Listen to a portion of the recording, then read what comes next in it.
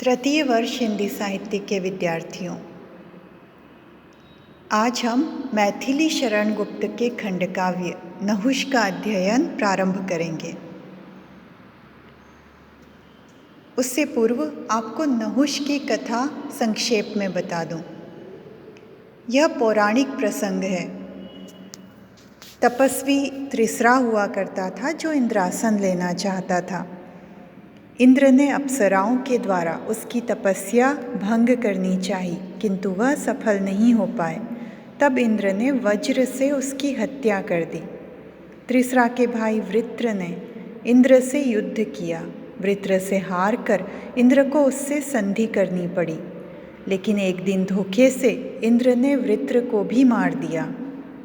ब्रह्महत्या और विश्वासघात के कारण इंद्र पाप के भागी बने। तब उन्हें इंद्रासन छोड़कर प्रायश्चित करने के लिए एकांत जल में समाधि लेनी पड़ी। इंद्र के समाधि लेने के बाद स्वर्ग की अव्यवस्था बिगड़ने लगी। बिना शासक के राज्य कैसा हो जाता है, यह सब जानते हैं। तब देवताओं ने पृथ्वी पर योग्य राजा नहुष को उचित पात्र मानकर उन्हें स्वर्ग के राजा और इंद्र पद पर आसीन किया। नहुष पुरुषार्थी थे। अपने बल, बुद्धि और सामर्थ्य से वे स्वर्ग के राजा बने, किंतु स्वर्ग के राजा बनने के बाद उनमें सत्ता का मद चढ़ा। वे अपना विवेक खोने लगे। सबसे बुरी बात यह हुई कि उन्होंने इंद्र की पत्नी शची को बुरी दृष्टि से देखा। उनकी नीयत डोलने लगी।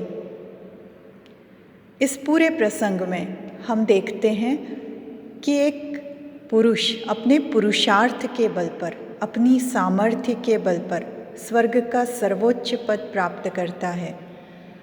उस पर आसीन होकर अपने अभिमान, अपने अहंकार, अपने मद के चलते उस पद को खोता भी है, उससे च्युत भी होना पड़ता है, किंतु फिर वह दृढ़ संकल्प धारण करता है। अपनी भूल को मानकर, अपनी भूल को सुधार कर, गिरने के बाद फिर उठने का संकल्प लेता है। इस पूरे खंड काव्य में हमें ये पता चलता है कि हमें कैसे अपने मनोभावों को नियंत्रित करके अपने पुरुषार्थ द्वारा, अपनी सामर्थ्य द्वारा और अपने विवेक द्वारा उचित कर्म का निर्वाह करना चाहिए।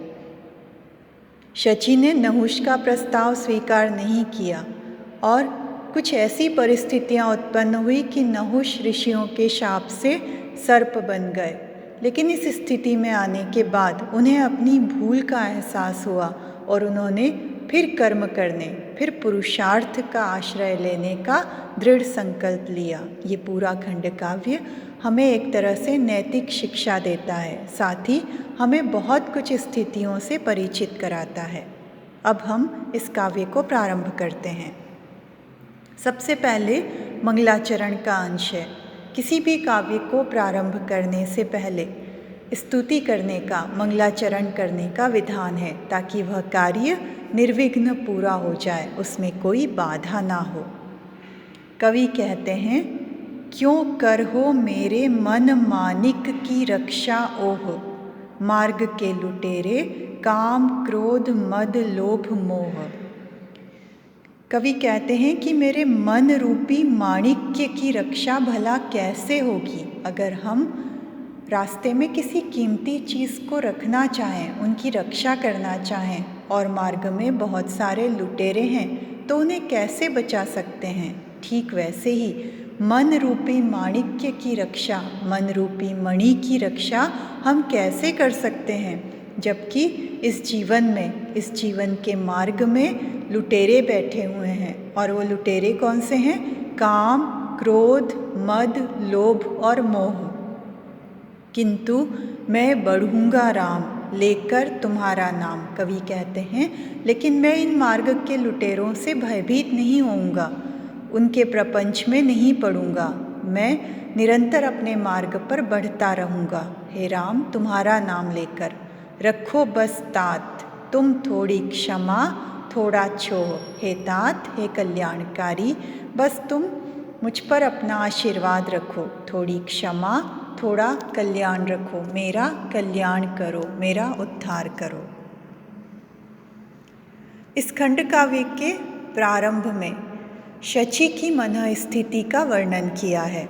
अलग अलग परिदृश्यों में आप नहुष और शची की स्थिति देखेंगे। शची की स्थिति इस समय बड़ी अवसादपूर्ण है। उनके पति इंद्र एकांत जल समाधि में लीन हैं और इंद्र पद पर, स्वर्ग के राजा के पद पर एक मनुष्य को लाकर बिठा दिया गया है। शची इस स्थिति को मन से स्वीकार नहीं कर पा रही। उसके मन में कहीं यह संशय भी है कि स्वर्ग की गद्दी पाने के बाद नहुष का लोभी होना, अहंकारी होना और मद में लिप्त होना स्वाभाविक ही होगा। तो कहीं न कहीं शची के मन में एक दुश्चिंता है कि कहीं नहुष ने मुझसे कोई वैर किया या मेरा अपमान किया, तब क्या होगा। मणिमय बालुका के तट पट खोल के, क्या क्या कल वाक्य नेश निर्जन में बोल के, श्रांत सुर सरिता समीर कोहे भेंटती, क्लांति दिन भर की है उसकी भी मेटती। शची नदी के तट पर बैठी हुई है। मणिमय, मणि से युक्त रेत के उस तट पर बैठकर ऐसा लग रहा था मानो उस तटपट को खोलकर, उस तट की चादर को खोलकर क्या क्या कल वाक्य, नदी के जल का जो प्रवाह था, उसकी जो कल कल की ध्वनि थी, वो उस एकांत निर्जन में बोल रही थी। वो नदी के तट पर एकदम शांति थी, निर्जन था और वहाँ उस नदी के कलकल की आवाज़ आ रही थी। श्रांत सुर सरिता समीर कोहे भेंटती। देव नदी उस समय श्रांत थी। दिन भर के बाद शाम को समीर से भेंट हो रही थी। शीतल हवा बह रही थी। क्लांति दिन भर की है उसकी भी मेटती। वह समीर उसकी दिन भर की क्लांति, दिन भर की थकान को मिटा रहा था। यह रहा मानस तो अमरों के ओक में, गात्र मात्र ही है मोतियों का नरलोक में। शची अपने मन में सोचती है कि यह मानस तो अमरों के ओक में, अमर अर्थात देवताओं के देश में ही रहता है। मोतियों का तो सिर्फ गात्र अर्थात शरीर ही मनुष्य लोक में रहता है, अन्यथा मानस तो देवलोक में ही रहता है। पानी चढ़ने से यही चंद्र कर चमके, यही मोती पानी चढ़ने से चंद्रमा की किरणें बनकर चमकते हैं। पाकर इसी को रवि रश्मि शर दमके, इन्हीं को पाकर सूर्य की किरणों के बाण दमकते हैं। सूर्य की किरणों में आभा बढ़ती है। होती है सदैव नई वृद्धि परम आयु में, अमर न होगा कौन इस जलवायु में। शची सोचती है कि यहाँ हमेशा परम आयु, देवताओं की आयु में नई वृद्धि होती है, अमर होते हैं। इस जलवायु में भला कौन अमर नहीं होगा।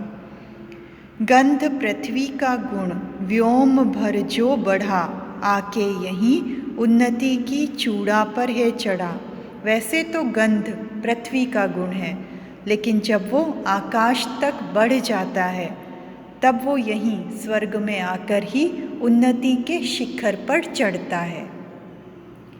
मिलता दरस से ही सुख है परस का, पार क्या परस के बरसते से रस का।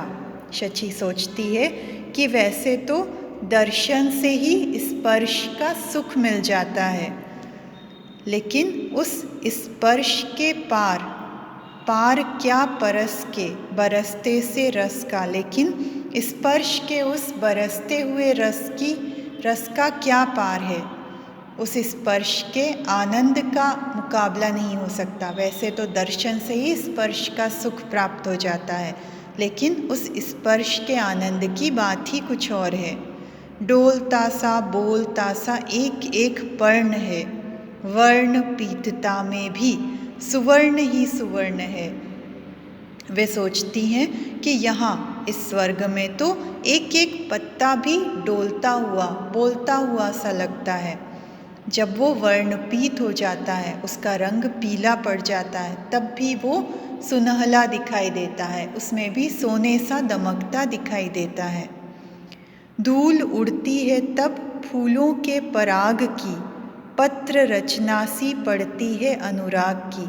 और जब यहाँ फूलों के पराग की धूल उड़ती है, स्वर्ग में वैसे तो कोई मिट्टी नहीं उड़ती, लेकिन जब फूलों के पराग की धूल उड़ती है तब ऐसा लगता है कि वो प्रेम की पत्र रचना सी हो रही हो। अंक धन का क्या यहाँ, जीवन अशंक है, कितनी सजलता है, किंतु कहाँ पंक है। यहाँ धन का अंक नहीं है, यहाँ जीवन शंका रहित है, कोई आशंका नहीं है, सब निश्चिंत रहते हैं। कहीं कोई व्याधि नहीं, जरा नहीं, मरण नहीं, परेशानी नहीं, समस्या नहीं, शंका रहित जीवन है। यहाँ इतनी सजलता है, इतना जल है, किंतु कहीं पंख अर्थात कीचड़ दिखाई नहीं देता। ये स्वर्ग की महिमा है। फैली सब ओर शांति, मग्न सुरलोक है, किंतु कांतिहीना आज इंद्राणी सशोक है।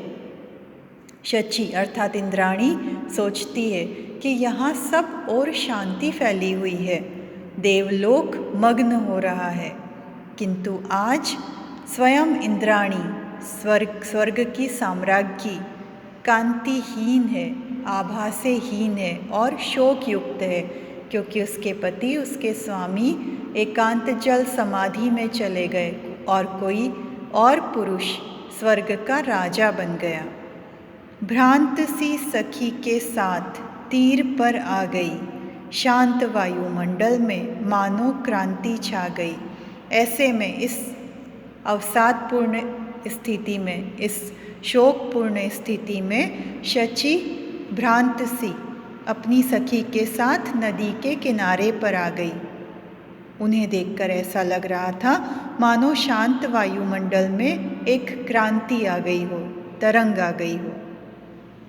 आज सुरराज शक्र स्वर्ग भ्रष्ट हो गया। वो सोचती हैं कि आज जो देवताओं का राजा है शक्र इंद्र, वह स्वर्ग से भ्रष्ट हो गए हैं और स्वर्ग वैभव शची का सब खो गया। और उसका परिणाम यह हुआ कि शची का सारा स्वर्ग वैभव, स्वर्ग का ऐश्वर्य छिन गया। जी रही है देवराज्ञी, कैसे मरे अमरी। शची सोचती है कि देवराज्ञी, देवताओं की साम्राज्ञी जी रही है, वह मर भी तो नहीं सकती, अमर है, तो वह अमरी कैसे मरे। मंडरा रही है शून्य व्रंत पर भ्रमरी, वह ऐसे भटक रही है जैसे शून्य व्रंत पर, जहाँ फूल नहीं हो, उस शून्य जगह पर कोई भ्रमरी मंडराती हो, वैसे ही वह उस शून्य स्वर्ग में भटक रही है। दगता है अंतर, सुलगता ज्यों तुष है। शची का अंतर, शची का हृदय भीतर से जल रहा है, व्यथित हो रहा है, जैसे तुष सुलगता है, तिनका जलता है। इंद्रासनासीन हुआ सहसा नहुष है, अचानक से नहुष इंद्रासन पर आसीन हो गए, स्वर्ग के राजा बन गए। सह्य किसे स्वाधिकार दूसरे के बस में, देना पड़ा हो वह भले ही रस रस में। वह मन में सोचती है कि किसे अपना अधिकार दूसरे के नियंत्रण में सहन होगा, जिसे अपना अधिकार तो मिले लेकिन नियंत्रण दूसरों का हो, उसे कैसे सह्य होगा, कैसे सहन करने योग्य होगा। भले ही वह रस रस में दे दिया गया हो, भले ही वह कुछ समय के लिए दिया गया हो, अनिश्चित काल के लिए दिया गया हो या आनंद में दे दिया गया हो, लेकिन कोई इस बात को सहन नहीं करेगा कि मेरा अधिकार किसी दूसरे के नियंत्रण में हो। देवी यथा बोली सखी, दनुज दनुज ही, देव देव ही हैं तथा मनुज मनुज ही। सीमा जहाँ जिसकी रहेगा वहीं वह तो, सह लो विनोद सा विपर्यय है यह तो। शची की सखी उन्हें बोलती है कि हे देवी, जैसे असुर असुर ही रहता है, देव देव रहते हैं और मनुष्य मनुष्य रहता है, जितनी जिसकी सीमा है, जहाँ तक जिसकी मर्यादा है, जिसकी सीमा है, वह वहीं तक तो रहेगा। तुम व्यर्थ ही चिंता कर रही हो। नहुष अपनी मर्यादा नहीं छोड़ेगा, अपनी सीमा से बाहर नहीं जाएगा। सहलो विनोद सा विपर्य है यह तो एक विनोद सा विपर्य है, कुछ समय के लिए, कुछ अनिश्चित समय के लिए, जब तक कि इंद्र अपना प्रायश्चित पूरा करके नहीं आते, सिर्फ तब तक के लिए यह विपरीत स्थिति है, यह विपर्य है। इसे एक विनोद समझकर, परिहास समझकर, आनंद समझकर सहन कर लो। तब शची दुख भरे स्वर में कहती है, हाय रे विपर्य। सखी की बात सुन के बोली अमरेश्वरी अधीरा, सिर धुन के अपनी सखी की इस बात को सुनकर वो अमरेश्वरी, अमरों के लोक, स्वर्ग की ईश्वरी अधीर होकर, व्याकुल होकर अपना सिर धुन के कहती है, सखी क्या विपर्य है, जो जहाँ था है वहीं, सब तो वहीं के वहीं, मैं ही वह हूँ नहीं। ये कैसा विपर्य है, ये कैसी विपरीत स्थिति है, जो जहाँ था वह वहीं है, सब वहीं के वहीं है, बस मैं ही वह नहीं हूँ। क्या थी अब कौन हूँ, कहाँ थी अब मैं कहाँ, क्या न था परंतु अब मेरा क्या रहा यहाँ। शची बड़ी अवसादपूर्ण मन स्थिति में, बड़ी शोकपूर्ण स्थिति में कहती है कि मैं क्या थी, स्वर्ग की अधीश्वरी थी, लेकिन तब इंद्र यहाँ थे, अब कौन हूँ, कहाँ थी, अब मैं कहाँ, पहले कहाँ थी और अब कहाँ हूँ। अब राजमहल किसी और के पास है, इंद्र के आसन पर कोई और विराजमान है, तो अब मेरी क्या स्थिति रही, मेरा क्या नहीं था यहाँ, लेकिन अब मेरा यहाँ क्या रह गया। आज मैं विदेशिनी हूँ अपने ही देश में, आज तो ऐसी स्थिति हो गई है कि मैं अपने ही देश में, अपने ही स्वर्ग में विदेशिनी हो गई हूँ। न किसी से कुछ कह सकती हूँ, न मेरी कोई इच्छा चल सकती है। बंदीनी सी आप निज निर्मम निवेश में, ऐसा लग रहा है मैं तो अब स्वयं अपने निर्मम क्षेत्र में, क्रूर क्षेत्र में स्वयं बंदीनी बन गई हूँ, कैदी बन गई हूँ। मैं अब स्वतंत्र नहीं हूँ, मैं अपनी इच्छा से, अपने मन से कुछ कर नहीं सकती। अब मेरी स्थिति अपने इस निर्मम क्षेत्र में स्वयं बंदीनी सी हो गई है, कैदी सी हो गई है। इस खंड काव्य के आगे के अंश हम अगली कक्षा में पढ़ेंगे। धन्यवाद।